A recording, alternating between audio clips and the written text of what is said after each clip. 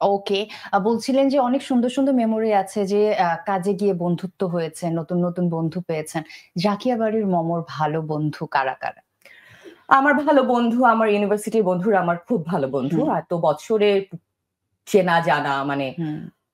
দুর্দান্ত বন্ধুত্ব আমাদের। এখনো আমরা একই সাথে আড্ডা দিই, একই সাথে গল্প করি, বেড়াতে যাই। তো আমাদের সেই বন্ধুত্ব অনেক, আমি আশা করি আমাদের শেষ দম পর্যন্ত এই বন্ধুত্ব আচ্ছা, মানে থাকবে। জাহাঙ্গীরনগর ইউনিভার্সিটির জাহাঙ্গীরনগর নাটক ও ইউনিভার্সিটি নাট্যতত্ত্ব ডিপার্টমেন্টের। নাট্যতত্ত্বের ওকে। ডিপার্টমেন্টের বন্ধুরা। আর তাছাড়াও আমার এছাড়া হ্যাঁ। আমার ইন্ডাস্ট্রিতে কাজ করতে এসে অনেকের সাথে ভালো বন্ধুত্ব তৈরি হয়েছে, সিনিয়র জুনিয়র এবং সমবয়সী দুর্দান্ত বন্ধুত্ব হয়েছে।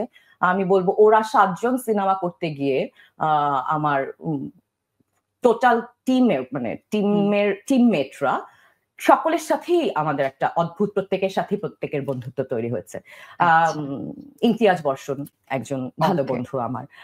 দিনার ভাই, ইন্তেখাব দিনার একজন দুর্দান্ত পারফর্মার, আমি ওনাকে ভীষণ পছন্দ করি এবং ওনার সাথেও একটা এতদিন পরে একটা সেটে কাজ করতে গিয়ে বন্ধুত্ব তৈরি হয়েছে। তারপর কি বলবো, হামিদুর রহমান ভাই সিনিয়র, ওনার সাথে হয়েছে। সুষমা সরকার আমার খুব হুম। পছন্দের একজন মানুষ, তার সাথে অনেক বছরের বন্ধুত্ব তৈরি হয়েছে।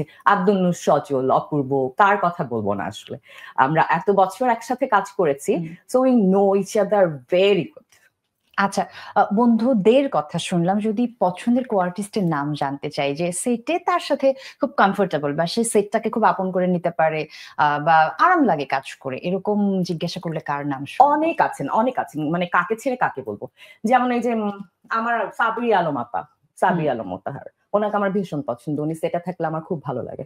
আচ্ছা। আম ওনার ব্যবহার, ওনার কথাবার্তা, যে একটা ওনার যে একটা aura, hmm. It's very beautiful.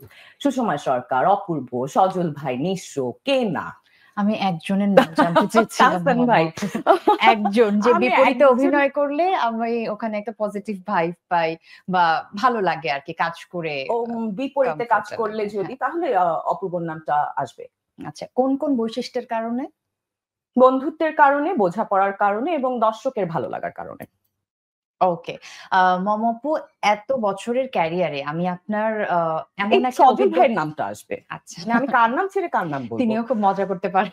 না, মানে সেও আমার ইউনিভার্সিটি সিনিয়র এবং আমাদের অনেক লম্বা সময়ের আসলে বোঝাপড়া, এবং I feel really comfortable to work with him. আচ্ছা।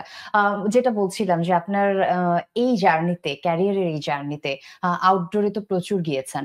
কোন আউটডোরের কথা কখনো ভুলবেন না? এই যে কিছুদিন আগের একটা আউটডোরে কাজ করতে গিয়েছি একটা সিনেমার, উম দুর্দান্ত পিসফুল লোকেশন, বান্দরবনে। আম বান্দরবন শহর থেকে একটু দূরে, 15-20 কিলোর ভেতরেই হবে। হুম, একটা সরকারি স্কুল, স্কুলটা 1974 সালে করা এবং এত সুন্দর করে মেইনটেইন করা। ওই স্কুলের বাচ্চারা শুধুই লেখাপড়া করে না, ওরা বাগান করে, ওরা ক্ষেত খামার করে, ওরা গানের প্র্যাকটিস করে, ওরা যোগা করে, ওরা মেডিটেশন করে, ওরা মানে হোয়াট নট, হুম। ওরা মানুষ হয়ে গড়ে ওঠার যে প্রসেস, ওই প্রসেসের মধ্য দিয়ে যাচ্ছে, শুধুই লেখাপড়া করছে না।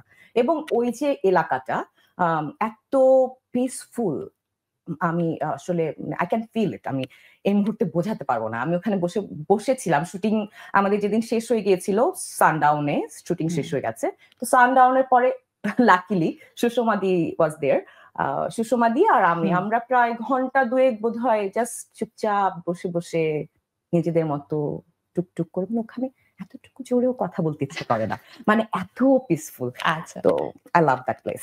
ওকে, একদম শেষের দিকে চলে এসেছে মম আপু। তবে যেমন প্রফেশনাল লাইফের গল্প শুনেছি, ছোট্ট করে মা মমর একটু গল্প শুনে আমি আজকে সবাইকে বাই বলব। মা মামুর গল্প আমার উদ্ভাস কখনো বলবে। উদ্ভাসের জন্য দোয়া করবেন। হ্যাঁ, অবশ্যই। তার সাথে ইকুয়েশনটা কিরকম বা সময় কাটানো হয় কি, কি করে? আমাদের খুব বন্ধুত্বপূর্ণ একটা আচ্ছা। সম্পর্ক। ও আমাকে কিডের মতো, "মা, you are just kid. Okay. Take it. মা, তুমি কিসে একটা পড়ছে কার্টুন।" এখন? ও ক্লাস 7 এ। ওকে। সো, "মা, তুমি একটা cartoon please." Oh no! Seriously, আমি একটা সিরিয়াসলি একটা কথা বললাম তোর কাছে, এটা বলছে, "ইয়া হ্যাঁ, প্লিজ। তুমি এটা এত সিরিয়াসলি বলার কিছু নাই মা। এটা খুব সিম্পল।" আমি ওর কাছে জাস্ট বাচ্চাদের মতো আরকি। He treat me like kid.